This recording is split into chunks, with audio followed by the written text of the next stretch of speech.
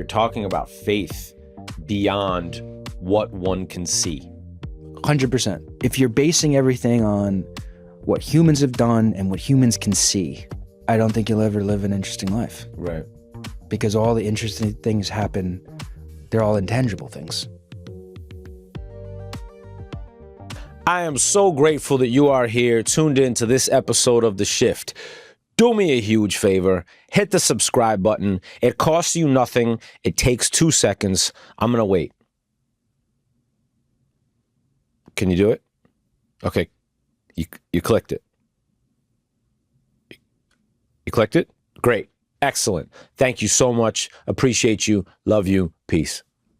Oh boy. Oh boy, oh boy, oh boy. I am feeling it. I am nervous. I am nervous. Today is a very, very special day for me. I have an incredible guest, incredible for so many reasons. First and foremost, I will say that this is one of my best friends in the world. He also happens to be one of the best chefs in the entire world. He also happens to be one of the most successful restaurateurs and businessmen in the entire world. We're going big. Reigning, defending. We're going big today. My brother, Rich Torrisi. Oh, dude, I love it. What an intro. It felt like a fighter's intro.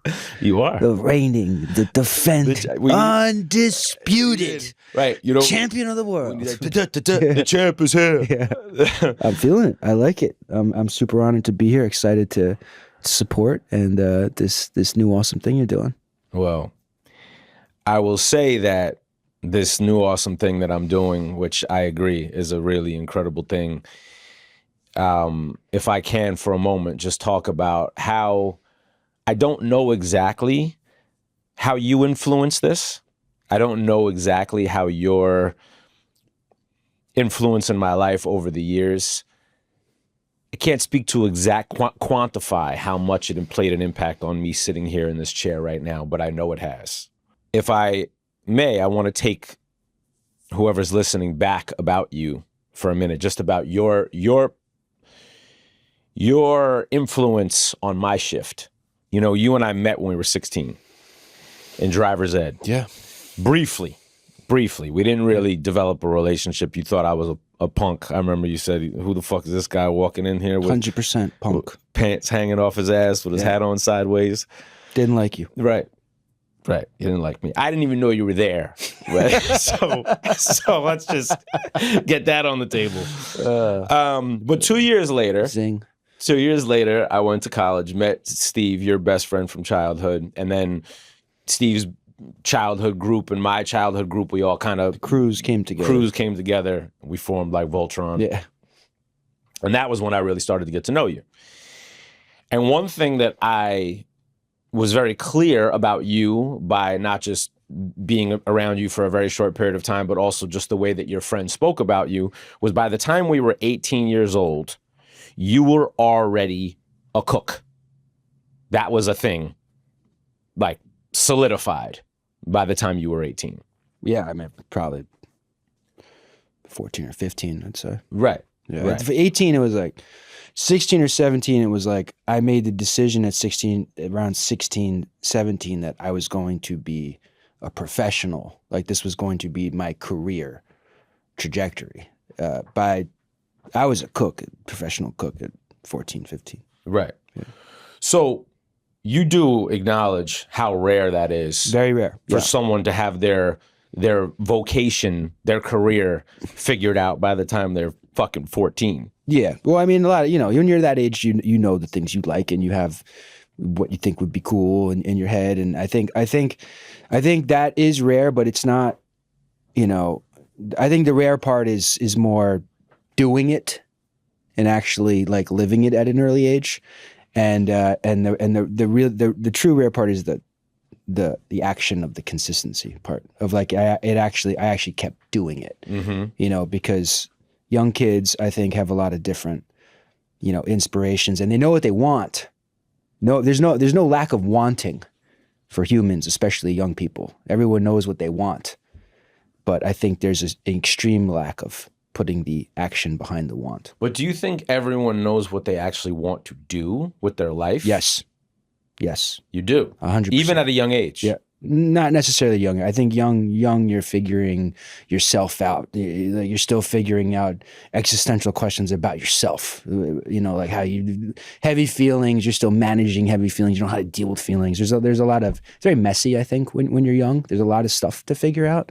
But I think I think everyone has an internal drive. I think everyone has an internal personality, spirit that pushes them or tells them what they want, at least what they want, what would be cool. How cool would it be if I could do this or I could be that.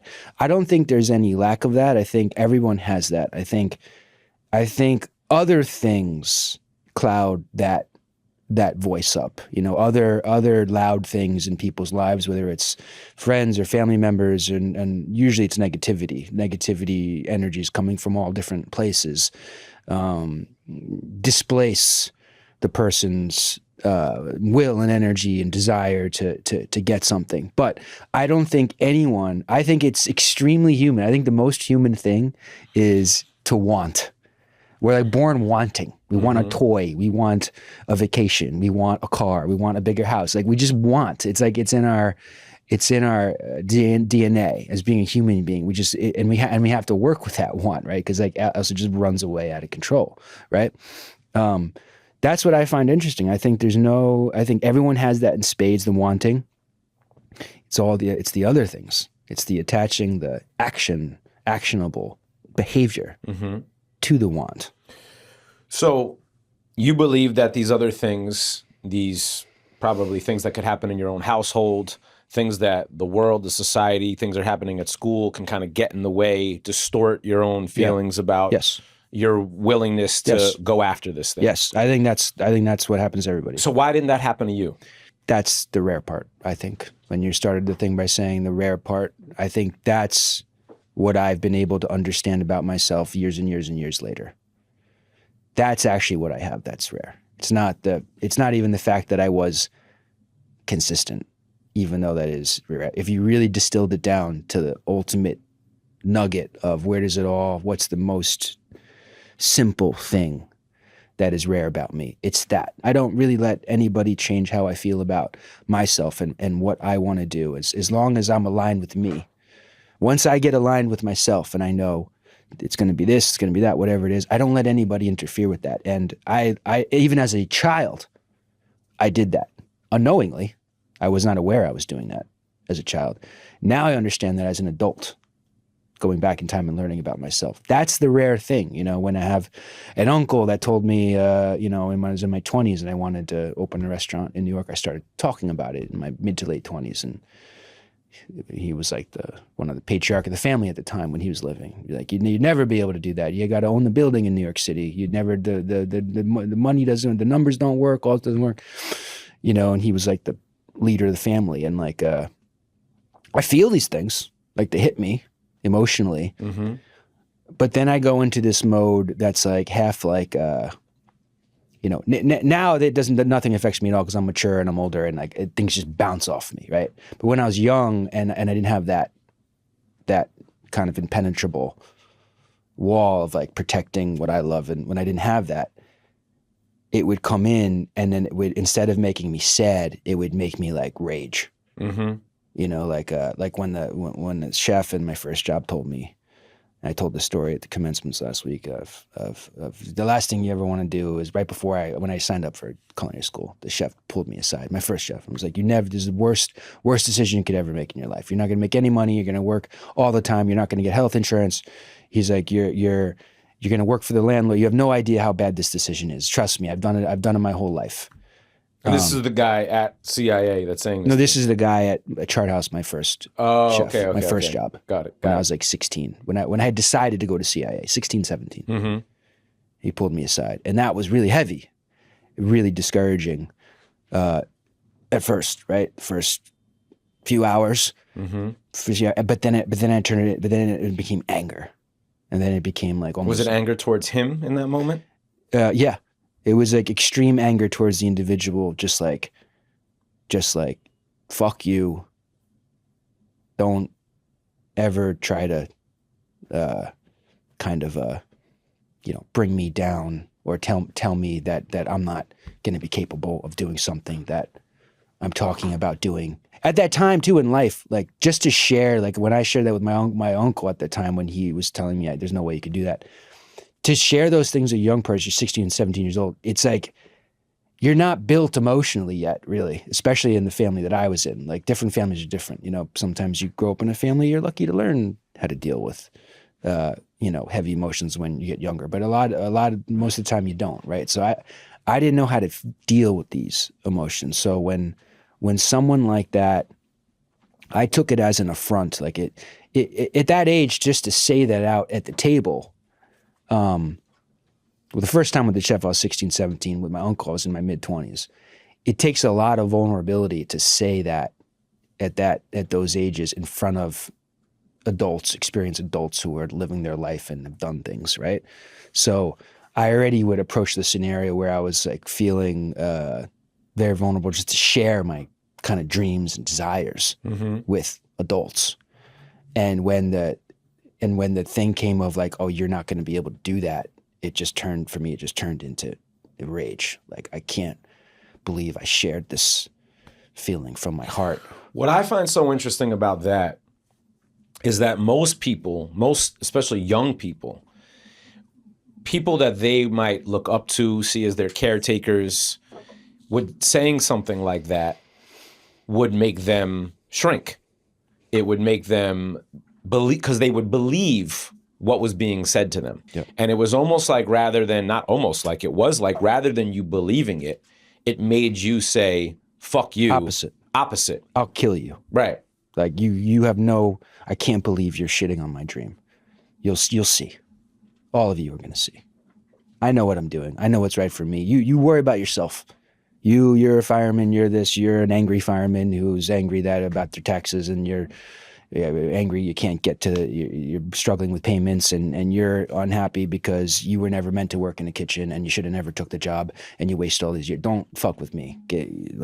That's how my young mind would work. Now when I reach those scenarios, if they ever do happen, they happen rarely because most of the time people are just asking me for advice on how to navigate these things. But now when something comes, it's like now I feel pity when I experience those at the age that I'm at now with all I've experienced. When people propose a negative thing that's not going to help you on your journey or something, or like they mention that, I just like, poor you.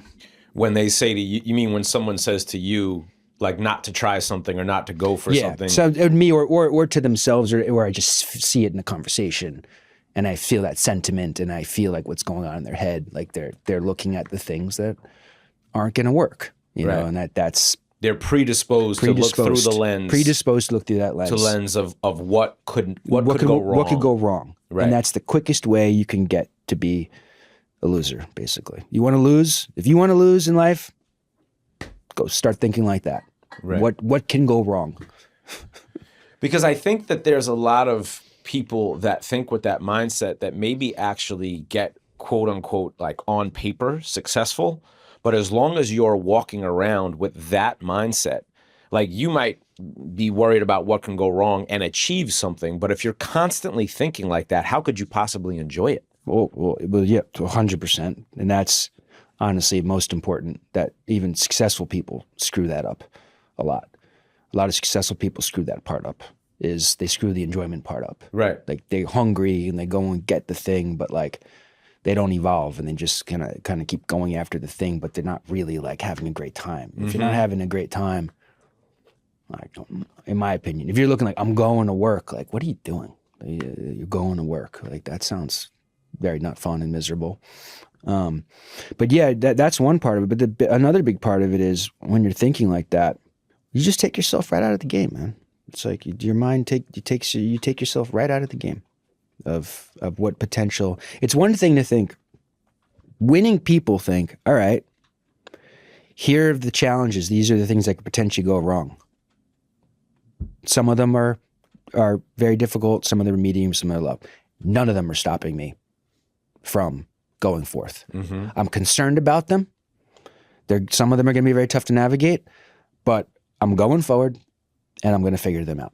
They're not going to stop me. Right. You know, the other mentality is it's and and unfortunately, like on planet Earth, there's just so few people that come to terms with that reality of like, all right, I want to get this thing. All right.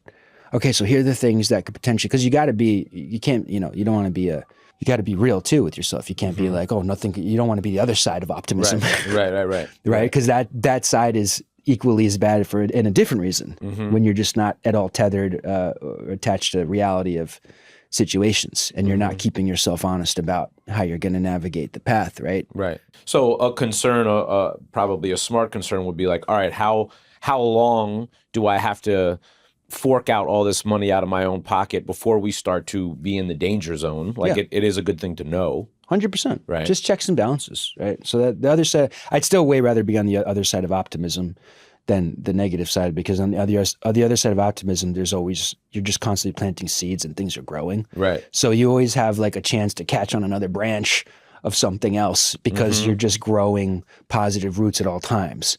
Where the negative side is the opposite. You're creating more pitfalls to fall into. Right. Basically. Right. So yeah. Listening to what you're saying right now, it almost makes me kind of think like there's an argument to be made that sometimes if you got to pick one, the fuck it mentality, I'm just going to go all in, and if I run out of money, I run out of money, is definitely the better one than the one of erring on the side of caution. I would think. 100%. Right? Because I was listening to this guy actually in a podcast in an interview the other day, and he was talking about the importance of not having a plan B when you're taking a leap.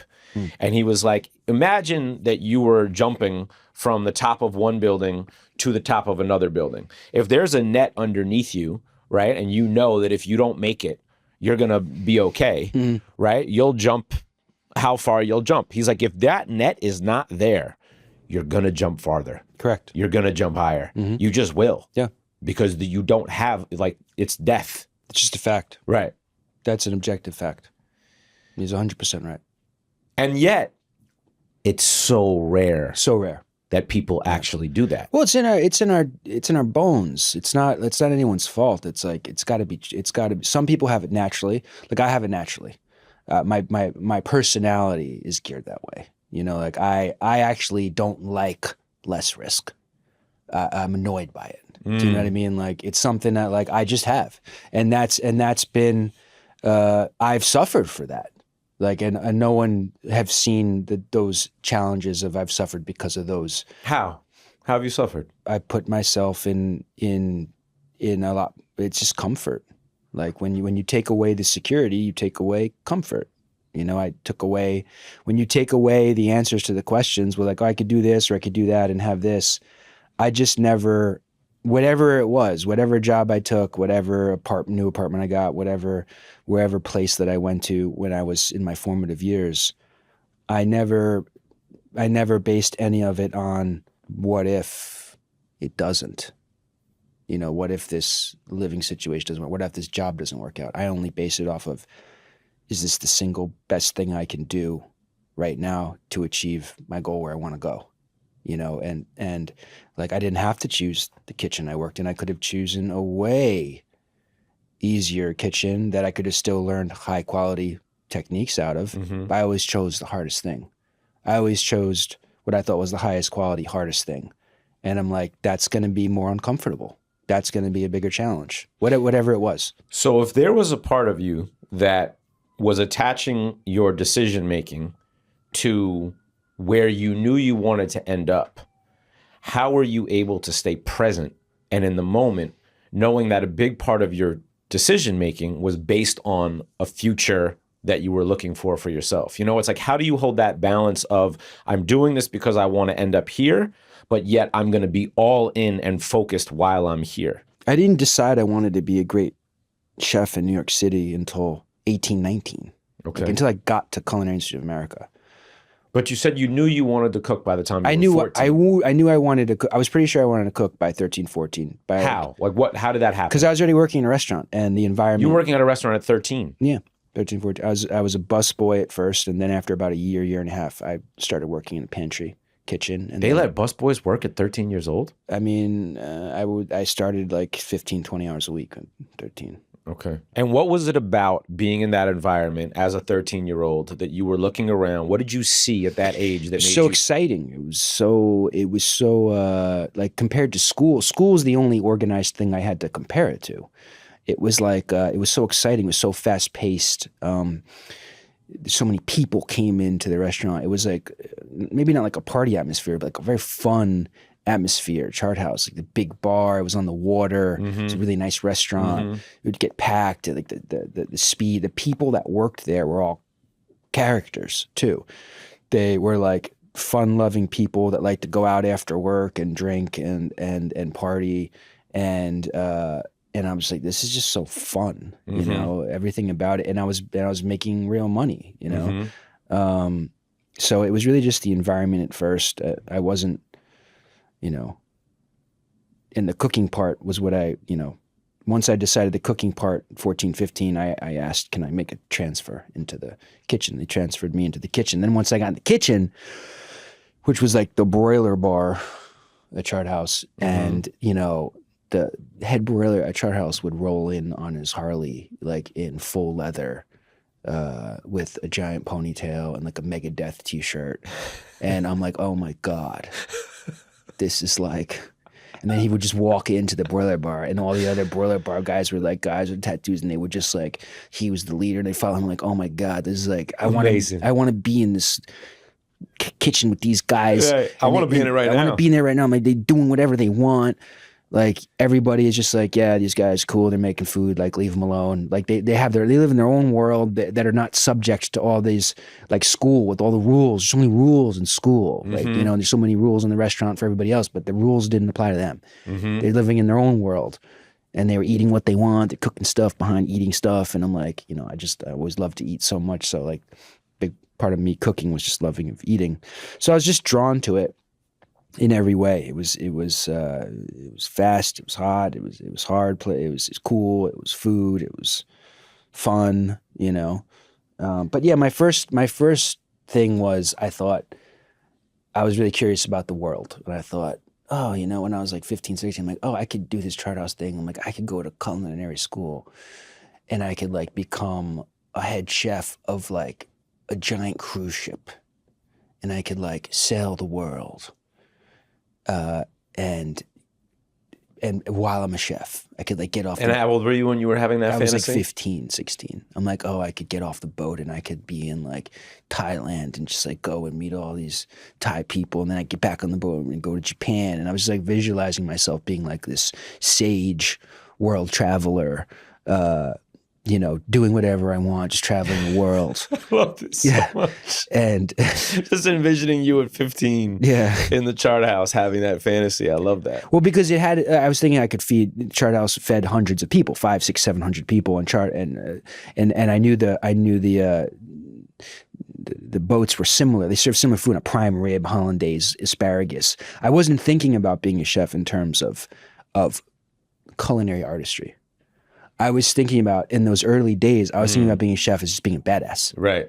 I'm like, I just want to be a badass. Well, you had this influence with this dude on the bike. And the dude coming in on the bike, and they were having such a great time. I'm like, okay, I could be a badass in this realm, and I could go to school to be one of these. And then I thought, what would I do? Well, I'd get on a cruise ship and just cruise the world. Right. You know, that, but then when I went to a real kitchen, when I was like 17, I went to the Kittle House in upstate New York, which was like a real kitchen with like a real professional chef from the city. They always had a guy from the city who would like leave the city and go up there, and then they always had a high quality chef there. And when I saw that chef, the first day I went in there, I was probably junior in high school, and it was like when he came into the kitchen, it was like, chef, everyone's saying, it was like when Master and Commander, have you ever seen that movie? No.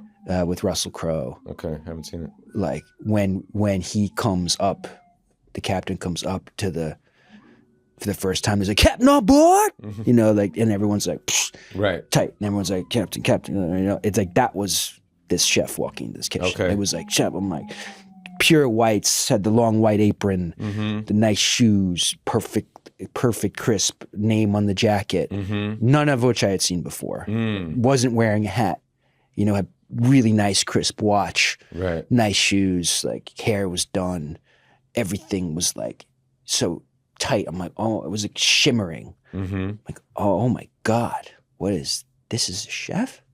I was like, this is not how it looks at Chart House. It's like, we got knives on the wall.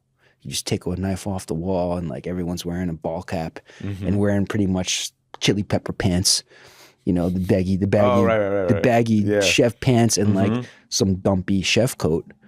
I'm like, this guy is like a star, you know, is so clean. Everything's beautiful. And I learned a lot that day. The food coming off was so pretty. The sauces, you know, the chefs, the sous chefs. I never heard that term before, sous chef. Oh, there were no sous chefs at the Chart House? No, it was like kitchen manager, broiler manager. Chart House was just putting stuff together, bought products together, heating them up and serving them. It was not like, no one was like cooking there. There was no artistry. There was no artistry or like real cooking. Okay. Right? You know, like there were no sous chefs. I thought it was soup chef. So, I mean, like I was like, I'm like, damn, they got a chef just to make soup at this place. And I feel like that's something I would have said when I was like. And I said the soup chef, they were like, don't soup. The other cook with there, he was 2 years old. He was like, don't ever say that again. Right. He's not a soup chef. He's the sous chef. It's a French word. It means he's the assistant chef. Don't ever. He's like, they'll catch you there, you scream at you. I was like, oh. And the guy. I feel like you did something like that to me the first time I said like sous vide wrong. I got all excited about learning that that term. But it would continue. But I got in there, you know, I saw the sous chef, you know, I didn't have any knives. He's like, where are your knives? I'm like, where are my knives? Like, I'm like looking around to the wall. Like, where's the magnet? I'll go grab a knife off the wall. He was like, you don't have a knife? I was like, no. He shakes his head, takes out his leather wrap, rolls it all the way open, opens it up. I'm like, oh my God, this is like Ninja Gaiden. You know, like the guy's got like 50 tools in here, all these little tools I've never seen before. And I see the knives are super worn, got Japanese characters on them. I'm like, oh, this is like ninja shit. I've never seen anything like this. He gives me a knife. He's like, cut those things like that. I do a terrible job. They kick me off the station. They throw me basically washing lettuce for another 10 hours of my day because this kid knows nothing. Is like, but like that experience. And you're like 16, 17? 17. 17. That experience opened my eyes to like, oh. And then the head chef came in and worked service while I was washing lettuce. And it was just like, it was so commanding. It was so, I couldn't believe how, it was so impressive. I was like, I can't believe this is a world that I don't know about, that where the chefs are like these maestros, these like captains of the ship. And they're like, and the food coming off the pass was so beautiful compared to anything I'd seen in my life before. I'd never seen beautiful composed plates of like, and special ingredients that I didn't really know existed coming off the pass, and like, the way the team coalesced around him. The pass, for those that don't know. The chef's pass, yeah. The chef, the way the food came off the chef's pass and the way his team coalesced around him was just so, it was so military also. It was just so on point. And you were drawn to that. I was like, oh my God. Like, that day after that night was over, I started changing my idea about being the cruise chef. Well, I was going to say. The cruise chef. Because I was like, this motherfucker, I was like, I want to be like this guy. Right. I want to roll. Why? What was it about him that made you switch your fantasy and think that you wanted to be more like this guy than the previous guy? Well, I was tasting that day. I was looking at the plates. I was tasting food, like the knives, the knowledge. It was like just such a infinitely higher level than what I had seen, and I was like, it was sparking a fire in me that existed before, which is the food. It was sparking a fire in me in the food. It took me back towards the direction of like really the interest in the food, of like being able to, it took me away from this kind of more child-eye dream of like going around the world in a boat and being the head chef of a boat. But it was more, that dream was more about being a fun world traveler, and I just happened to be a chef because I loved cooking. Right. This one was more like, oh, this level of finesse and sophistication in this job. Like I'm like that's taking me back to like my love of all these food and dishes. Like I think I want to go towards that part and seeing this guy. And that led me to, I was already signed up for school. That led me to do my externship in New York City instead of doing my externship on a boat or some big, what are these? Those big, like the Breakers Resort, some big resort that a lot of kids go to. Like that, like instead of going to one of those places, using my job to see things and travel, I'm like, no, I want to go to New York City and I want to see what the next level is like, which is going to be way higher level than what I just saw there. I want to see what the pinnacle looks like, because if it looks anything like this guy over here, I think that's what I want to do. I tell this story often when I talk about you. When we graduated college, you were at CIA, and me and your best friend from childhood, Stipe, were at GW, and Adam, who you grew up with, was at Georgetown, and we were getting fucked up all throughout college, and then right after college, we just kept it going. We were just like drinking and partying every single weekend in New York City. And I remember at like 23, 24 years old, we'd all be all partying till 5 o'clock in the morning in the Lower East Side, and always kind of feeling like, I wish Rich was hanging with us. I wish he was here. And I might ask a question, or I might shoot you a text message and be like, yo, come out. And you'd be like, can't. Wait. Just be like one word, can't. Gotta wake up at 5 a.m. You know what I mean? And I was like, at 23, 24, and I know you said you would say that everyone knows what they want. At 23, 24, I can't tell you that I knew what I wanted. I know, but I'm thinking about what you said about everyone knows what they want. And maybe it was like I just wasn't listening well enough. But at 23, 24, all I knew I wanted was to get fucked up and chase girls around. That was the only thing I was aware of. Nice things. I knew I liked nice things. Yeah. Yeah. You knew you liked music. I knew I liked music. You knew what you liked. You just weren't in a place to put actionable directive behind it. You weren't there yet. That's true. That's all it is. There's no lack of wanting by humans. Right. If there's one thing humans know, it's what they want. It's like what we're best at. What do you want? Everyone knows what they want. Right. No one's willing to put the action behind it to get it.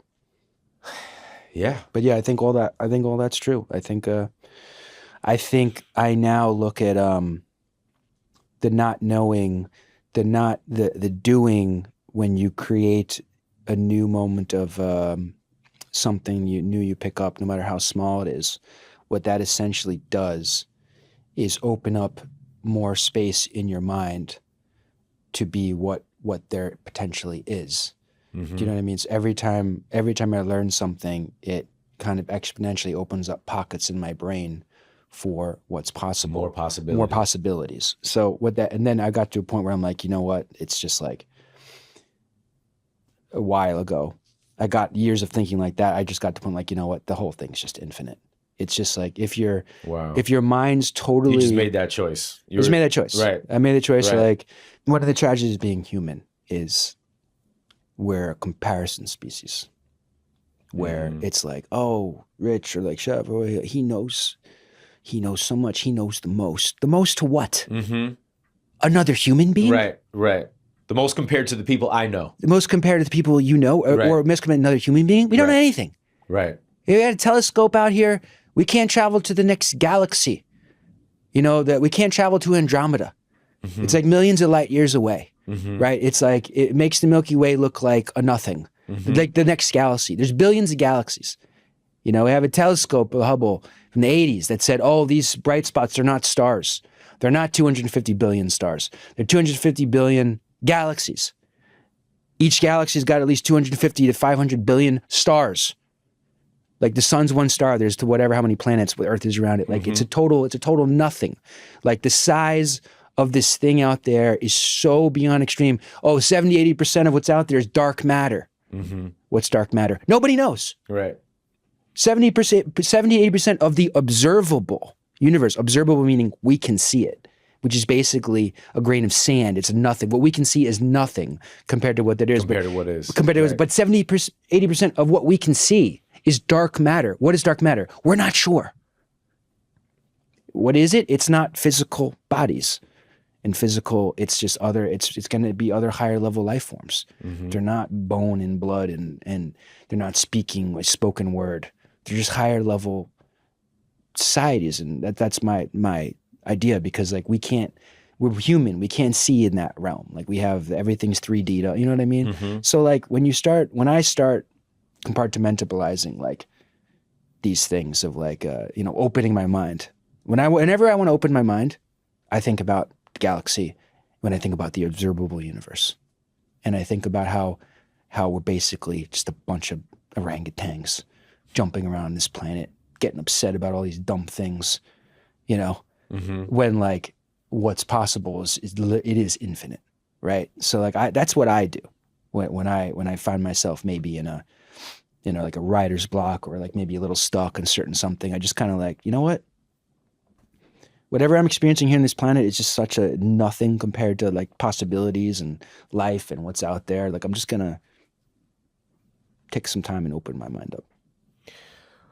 Well, I mean, I've talked to you so many times and I've never heard you say it that way. I've never heard you compare in a way your life as a chef and approaching food with the mindset of what is the observable universe. Yeah. And it makes perfect sense. Yeah. It makes perfect sense that is the mindset that you, as I've witnessed you over time, because you don't, I remember when you were making that potato dish. Remember the potato dish that you were working on at the grill? It's coming back. Chef Jenny said to me when I said, let's put this aside, after he did it about 100 times, she goes, Chef, don't quit. Right. I put my hand on her shoulder. I'm like, you think I'm going to quit? Right. And like, you think because we're going to put that aside, it means that's not going to come back around? Right. You know better than that. Right. I'm like, we're never putting that potato dish down. Right. Just putting it aside for now. Right. I mentioned to her like 6 months ago, I'm like, hey, I think it might be time to bring the potato back. Well, I just want to tell. So Rich was working on this potato dish, and this was a potato dish you were working on for Torrisi, right? Probably never spent so much time on something to not serve it to anybody in public. Well, I mean, just to think of how many iterations you had of that potato dish, I have no idea. But I can tell you that I came to the grill kitchen and tasted about 10 of them, right? So I can only imagine that was like, 1 to 10% of the amount of times that you actually made the dish. Yeah, probably 5 to 10%. Right. And I remember every single time you text me and you'd be like, yo, I got another iteration of that potato dish. Come to the grill. Can you come to the grill today? And I'd be like, sure. And I'd make my way over there and you would serve it to me. And I remember you would just be like a hawk. You would kind of sit back and you'd be watching me to see what my reaction was going to be. I was watching so that I could distill out what I thought might be not exactly truthful. Say more. Because even though I know you're going to tell me, you're going to be very honest with me, you knew how much time I was putting into that. Yeah. And you thought it was psychotic. Mm-hmm. And I was like, I got to watch him exactly, his facial expressions as he takes a bite. Right. Because I want to take 90-something% truth, because he's going to give me a lot of truth, but he might give me a little extra of like just knowing how hard I'm working on this. Right. I'd be like, well, it's like, I want to get exactly how he feels. Right. So I'm going to stare at him. Right. I remember you eat it. I'm just like staring at you. Right. Well, you would stare at me because, the one thing I know I could never hide when you would feed me stuff is there would be certain food, and this also might just be because of my novice palate at the time, right? But sometimes you would serve me something and it would just be like, most of the time you would serve me something and it would be that just knees get weak, right? I would just be like, yeah. I'd be like, what the fuck? Like my whole, it would just be like a body taste bud orgasm that I would just have from eating one bite of food. But then certain times you would give me a bite of food where I'd have to kind of think about it. Like I would pause for a second. And typically when I would think about, and the potato dish was one of those dishes where I liked every iteration you gave me, but it never made me do that. it made me kind of like think about it. And I would see that you would be like biting your lip, and you'd be like, Yeah. I want that. You wanted that, like that full body reaction. That's what gets me going. I mean, like, that's what, to this day, I don't think enough chefs are, I don't think they're not looking at their diners closely enough. So what do you think they're doing? I think they're basing it on what, their team and like I'm like obsessive about how my guests feel when they eat stuff. Like I'm obsessive to get the fork drop, which is like the mic drop. Right. Like when then people do one of the head movements like that, I do it for that. Like that's the big reason I do what I do, is because I want. Those are the moments that excite me the most when I'm eating something. When I taste something that's so fucking good that like it makes an impact or a memory. Like that's what I want other people to feel in my food. I want them to feel like, oh my God, that's like one of the best bites of food I ever had. Like that excites me, because to experience it myself excites me when I'm traveling or eating in New York. Like I want to give that. I want to produce that feeling. What does it feel like when you see someone take a bite of something that you made and they have that reaction? It feels amazing. It feels it all of a sudden makes how many trials with the potatoes seem like, of course I needed to do that many trials, even though I'm not serving that potato, because that potato got me to the tortellini and all the things that didn't work, all the challenges got me to something that did work. Even if that one thing didn't work, it got me to something else that I could serve on our. I think is interesting is this observable universe thing. I want to take it back to that, actually. It's been in my head. Because it's like a human thing, it's like the tragedy of being human is like this comparison mindset, right? Not only like you versus somebody else doing that, but also like how you just kind of like rate things and experiences just based on human experience. And if you think about like if you think about the observable universe, that's why I put my mind in that spot, because it takes me out of this human thing that we're doing all times, these levels we're calculating versus all humans. It just takes me out of that.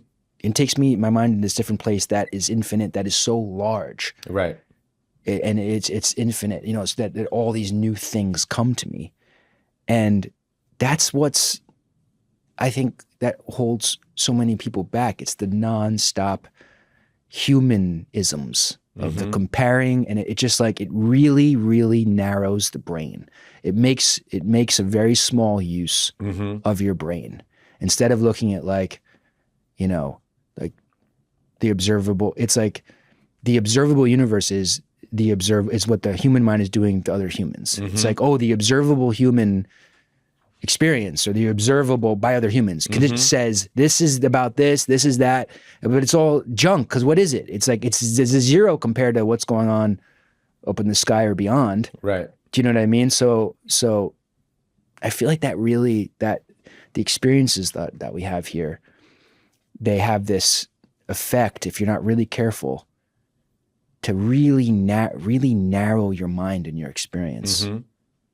Well, it feels like essentially what you're talking about, and I don't even necessarily mean it as a God thing, but you're talking about faith.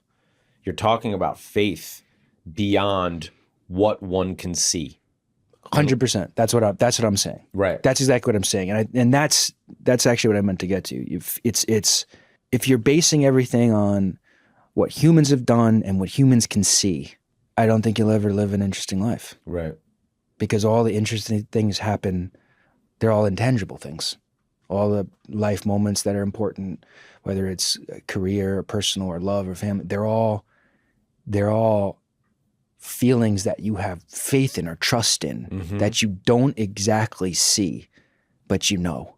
Right. Like that's, to me, that's where all the special stuff happens. It's like you said, like you can't see the net. If you see the net, you'll never do your best. And the net, of what you're talking, the net is so human. The human, Yes. it's It's our nature. Right. It's our to nature. want to feel secure. We want to feel secure and more comfortable. Right. And fear is usually our driving force. Yeah. Very often. Yeah. It's the thing that makes our decisions. Yeah. Which is the worst way to make decisions. Right. You know, it's so interesting. It's like, it's not very animalistic. You know, it's very primal. Like it's very fight or flight. And like, it's like low level. You know what I mean? Like if you really kind of pull it apart, you know? So I'm always like kind of thinking about these things. Well, what you're saying, which I feel like it's shifting my perspective literally in this moment, because I have to recognize how often I do that. You know, I compare and I see what's this person doing, or what's that person doing, or how am I going to get to where this person is, or how am I going to get to where, you know, whatever. And it's like, I'm still basing it on another human, having a human experience. Yeah. But if I really were to sit back and say, what is the possibility? Well, this human still is dealing with the observed. I mean, maybe not. Maybe that human is thinking, like if I'm using you as an example, I can use you as an inspiration, but rather than look at the things you have or what you've accomplished and use that as my frame of what I'm comparing to, I feel like the more beneficial thing would be to say, how do I get more of that thought process into my life? 100%. How do I bring... Rather than, let me look at that as my North Star, to actually think to myself, oh, I want to think the way Rich thinks, as far as thinking about the unobserved universe as being, that's the level I have available to me, and I'll never know what it is. Yeah, exactly. Yeah, and you can just march towards it, and you'll always be finding new things at a way rapider rate. You'll be visualizing new things in your head. That's the only way things happen. Anyone doing anything who consistently manifests stuff, how's this stuff happening? It's happening in their mind. Mm-hmm. It's only happening there. That's the only place all these things happen, is in someone's mind. And then people make those things in their mind real. They see those things. But, you know, it's like, how is that working for you? How is that frequency? Like, are you really making those, are the visions, are they crisp? Are they fuzzy? Are they, you know, are they clear? You know, that's the only way that people are making stuff happen.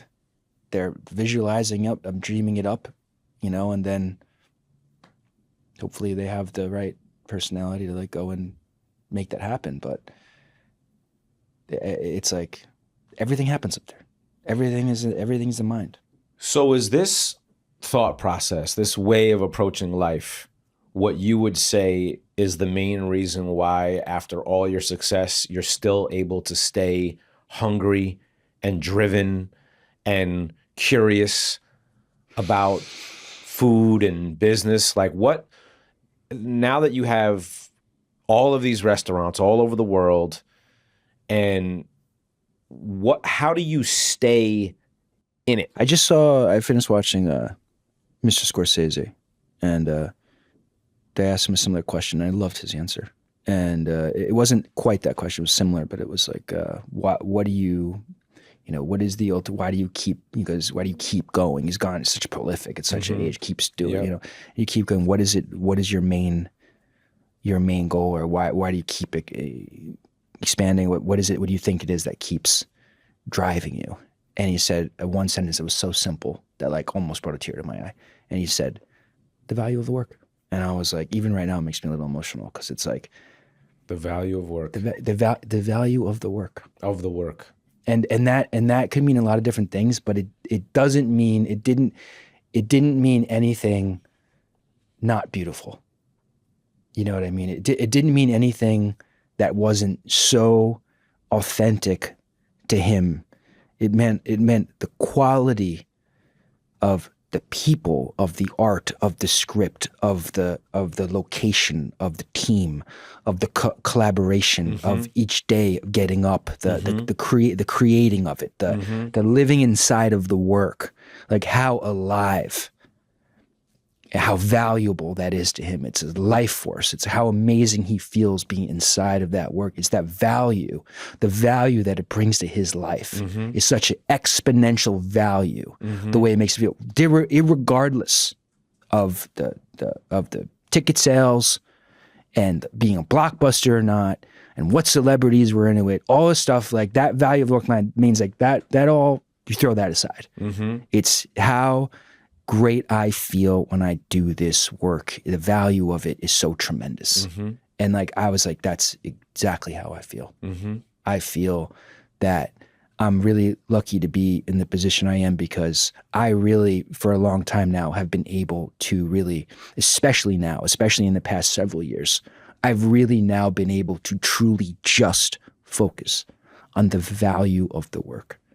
And that is a luxury that you have to fight for in your life, to truly focus on the value of the work. And has nothing to do with the monetary value or how successful the thing might be. It's the value to you and brings to you in your life, right? But I feel like you've always been doing that. I have, but like to different degrees. Like I've always been doing that. I've always been doing that in the 90th percentile, right? But there's a gigantic delta between 90 and 99.9. Gigantic. Those 9.9 points, enormous, right? Now I'm operating in the 97, Because you don't have to think about anything else. I don't have to focus on a lot of the observables. I don't have to like get crazy about a lot of the things that everybody gets crazy about. I can really focus more on specialness, and I could focus more on the value of the work, and like really, and just screws, and making sure that I'm spending my minutes and my hours on the value of what I'm doing and how it makes me feel, and it could be also like I can push myself to another level. It's like a lot of these things, some of these things, there's not necessarily a financial equivalent behind. You can't, plug it into business, these things, right? There some parts of being excellent, they're intangible, and you just have to invest in them if you want to be great. What's the way you still do that? What is your favorite thing to do regarding your craft as a chef? I mean, the some of the biggest ways I stay sharp has nothing to do with cooking. I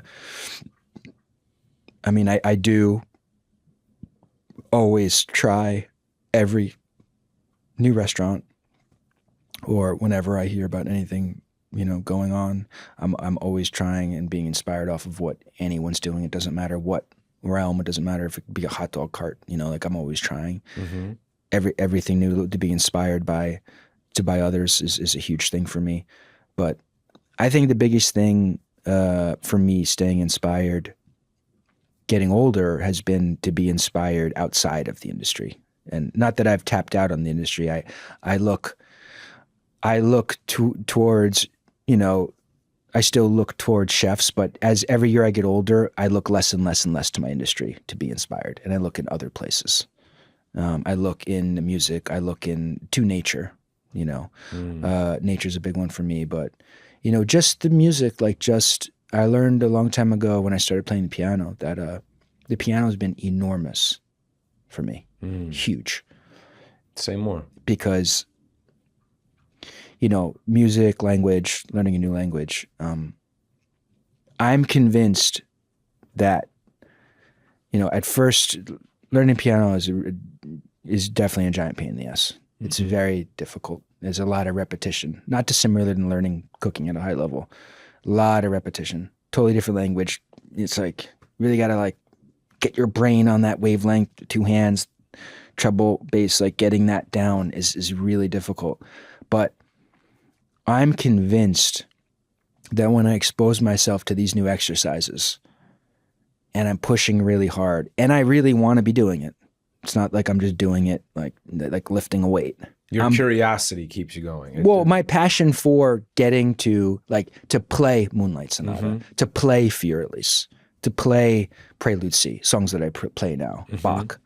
Like I play those and I play them really well. I don't play them really well like as if I'm a professional, but I play them really well like, oh, you could really play that. You know? Like to get to the finish line, I'm burning new neural pathways in my brain. I know that I'm doing that. And that is part of what keeps my brain observable universe. That allows my brain to stay what I like to say like malleable and light and open.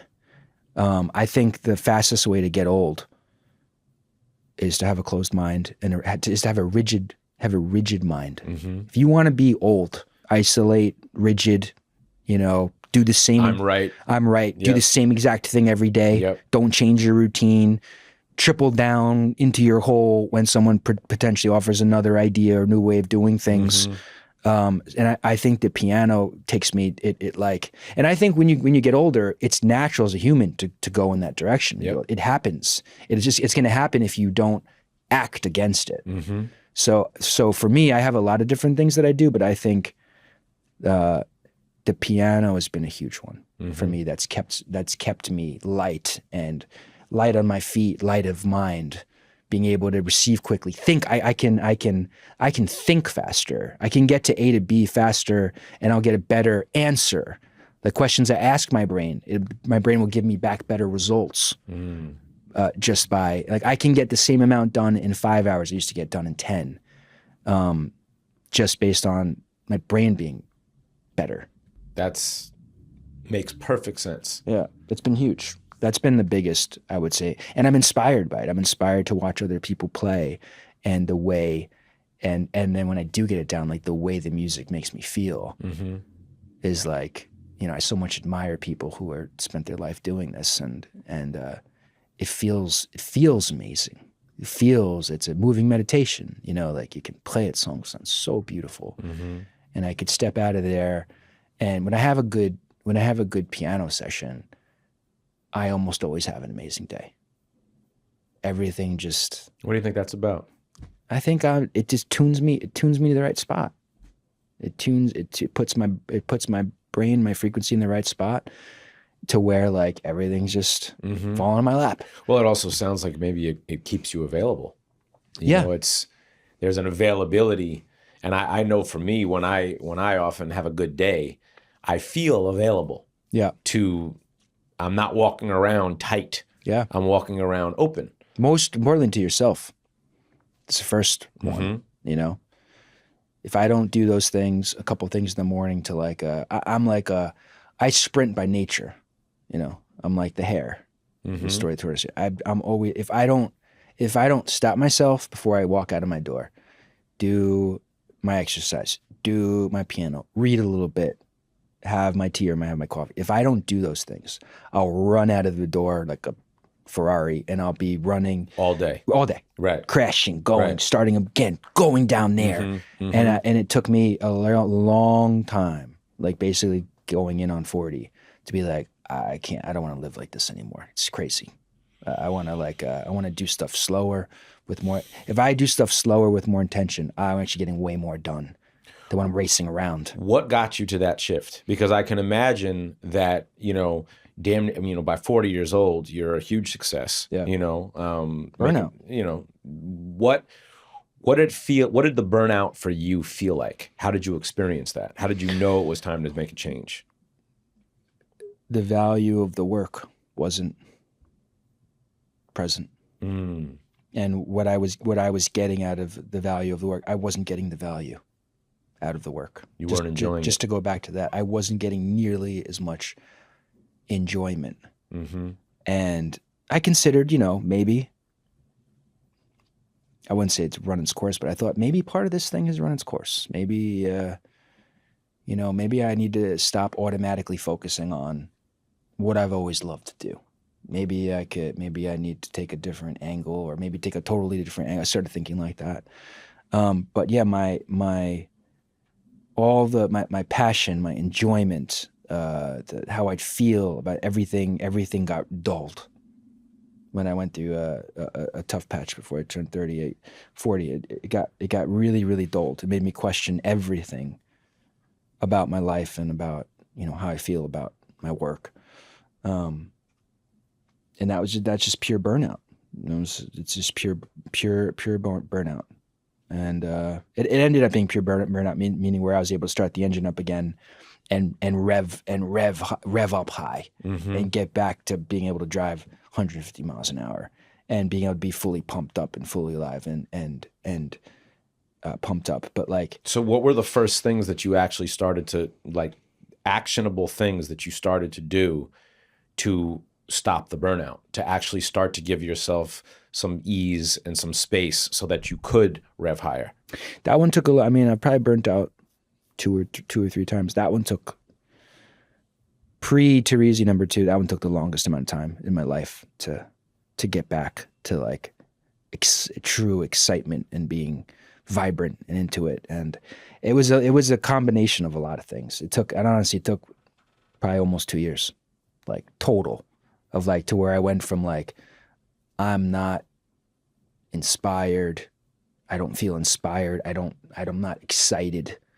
You know, it took me months of that, and then it took me a slow upward trajectory to get back. Year and a half probably total of like trajectory of getting back to where I was like, all right, now I'm on fire again. Did you start around that time? Was that when you started to implement this morning routine where you were? That was one of that. My morning routine was one of the factors. I also did another factor of like, I'm not working 6 days a week anymore unless I'm doing an opening or I'm traveling. I have caveats for it. Like, I'll work 6 or 7 days a week if I have to, whenever I have to, because I believe you got to always be willing to get gritty and get your hands dirty no matter what. And I'm willing to do that at any moment, but it has to be a certain moment. It has to be an important event I got to be at to work in a row. It has to be a restaurant opening. There has to be an important reason to get me to work 6-7 day weeks. It's not going to be the norm. No. Right. And I was like, I have to stop that being my norm. I have to stop working 6 days a week with like still kind of on a 7th day. I have to stop that life. Else I'm not going to enjoy the rest of my life, or I'm not going to be able to be great at this thing anymore. So that was the first thing that I did. I'm like, I'm only working the weekends or 6 or 7 if it's something important. And then I realized, all right, well, I still shouldn't work, 12 to 14 hours a day every weekday. Like I should also not dedicate every hour of my day at night to my work. So I thought the best thing to do was to take the morning back for myself. Take the morning back for myself, and that's how I started adding in. I added automatic exercise. I love martial arts, so like sometimes it's a boxing or jiu-jitsu thing. Like I like to learn stuff, so that's why I like the martial art factor, because I get to learn technique, which keeps my mind activated. The music, a little bit of reading, a little bit of journaling.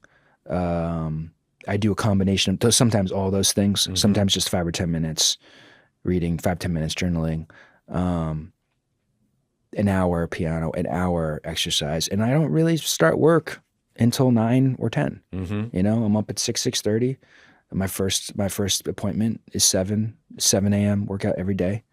And then I'll go right into like a 30 to 60 minute piano, have my tea or coffee, and I'm at work 9:30, 10 o'clock. And I feel amazing when I get to work. And those are the two biggest, those things. No more 6 or 7 day weeks, no more 12 to 14 hour days. Take back my morning, put these things into my morning that like rejuvenate me and send me off to work as a sponge, as an inspired, I'm ready to go, I'm excited, I got all these things I want to do.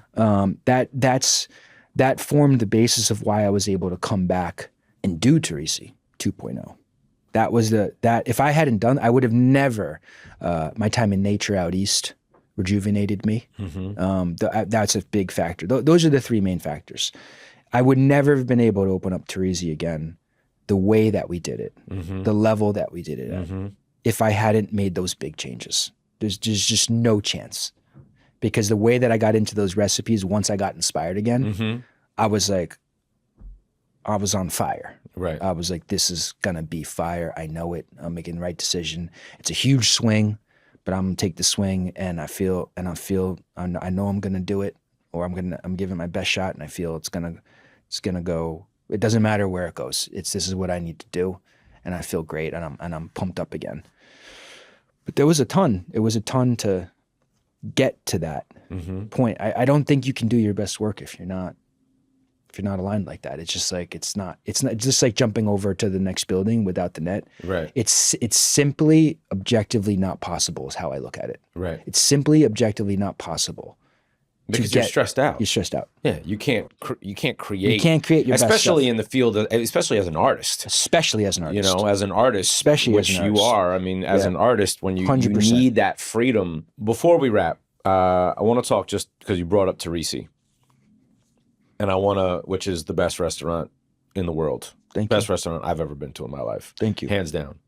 I was on the phone yesterday with a guy that called me. And he was like, hey, man, I just want to tell you, I've been watching your podcast.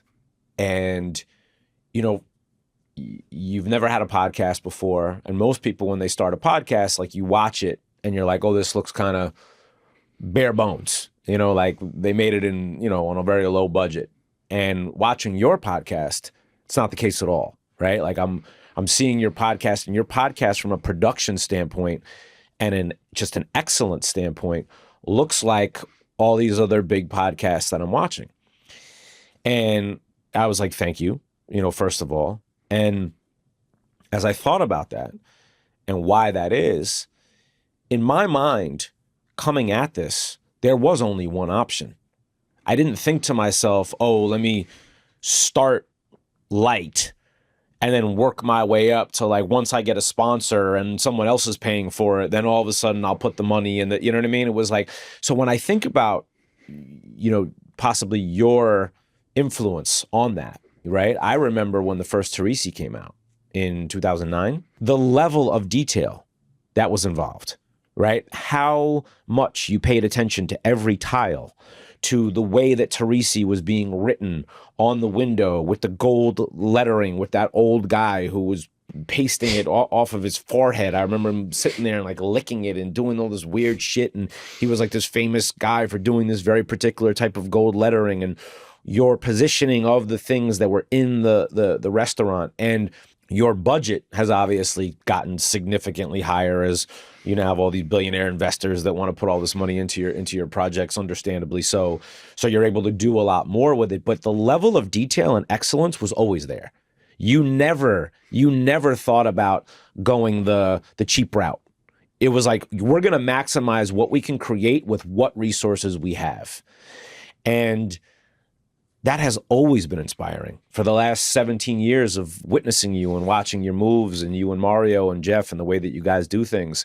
And I truly believe that had a lot of influence in the way that I went after this and the way that I'm going about creating this. And because I want anyone who's receiving it to be receiving a beautiful dish. You know what I mean? I really do. I don't want it to be like, well, I'll deal with this kind of bullshit production, you know, just because like I like Ben or he's talking about something that I'm kind of interested in. It's like, I want the whole thing to be that you turn it on and you can sit back and you can just enjoy, because it's a high level.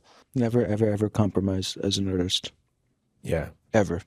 For someone who's listening to this and they know they're in need of a shift, which in my mind means they've already had one. They've had a shift, which is they're starting to see that something's not working. They kind of know what they want, or they're on the verge of something, but they're having that resistance to taking that first step. What would you say to them? I mean, when you feel like you're in the doldrums, or at least I have, the best piece of advice I could give you would be to stay there. Stay there. Don't try to get out. Like, there's a reason you're feeling that way. And it comes fairly often, every day, every other day, or like it's hard to get rid of. Just walk towards it. Walk towards that shitty part, that rain cloud. Sit in the rain cloud. Talk to some people you love. Get yourself, straightened out, whether it's doing therapy or talking to people you love. But unpack everything, look at everything, and slowly come out of it when you're ready. Mm-hmm. So when you come out of it when you're ready, and then the rain cloud will disappear and there'll be sun again. But if you jog out or run out of that rain cloud, that thing will follow you. That thing will follow you. That thing will never not rain on you. Mm-hmm. If you don't sit in that rain. Mm-hmm. You have to. It's the only way out. The only way out is through. It's a great Churchill quote, right? Yep. So that's if you're down, don't stay down. Stay down and understand why you're down, and work yourself out of it slowly. So when you get out, you're out. You're officially out. Love it. That's my first one on that. And then for the person who has their thing in mind, but they're just having so much resistance and fear taking that first. So one of my favorite things, one of the things I tell people, I jump off of what I really like for these pragmatic processes. I try to give people the most, I look to give people the most pragmatic advice, like, because that's the easiest to follow. If you're like, you know, someone like me, I work off of all the intangibles, right? But like if I'm working with someone who's just getting started, trying to start a life or trying to start a thing they love, I work within the just pragmatic things you could do because they're so actionable. They're subjective. They're objectively actionable. And one of the processes that I loved along the way, I read a ton of self-help books. I'm always curious. People always think it's so weird that I'm reading something. Why are you like you're doing great. It's something like it doesn't matter if I'm doing great. It has nothing. Who cares if I'm doing great? There's like these books, especially people who are good about it, are filled with hacks. Right. And there's plenty of them I don't know. Tons of gems. Yeah, there's tons of gems. I'm just adding. I can always be additive. Right. It doesn't mean like it's the observable universe. I'm not like just because I'm doing well doesn't mean I can't do better. Right. Or find out a way to use my time better or whatever. I'm always looking. What else? What can I get? What can I add? Right. So one of my favorite ones, the Tony Robbins one, is that I think is extremely effective. And it's the way you got to think when you want to get something going. When you want to get something going, the tragedy of the human existence is your brain is a computer. It's going to do what you say. Your brain does what it tells you, what you tell it to do.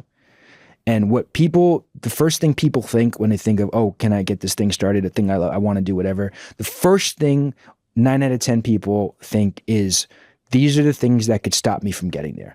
These are the pitfalls. And they start thinking about those things and dwelling on those things. And most people take themselves right out of the game. Right out of the game. Right out of the game. And very quickly. Sometimes in seconds, minutes. Right out of the game. So this Tony Robbins, and he illustrates this. It's one of the books. I read them a long time ago, but I would highly recommend getting those books because his exercises are all based on, of saying that first. You're not alone. Every human being does this. Every human being talks themselves right out of their own game because they're focused on, all right, these are the potential things that could happen that would mess me up. Right. He's like, throw them all in the garbage. Don't ever think about them again. Literally just throw them in the trash.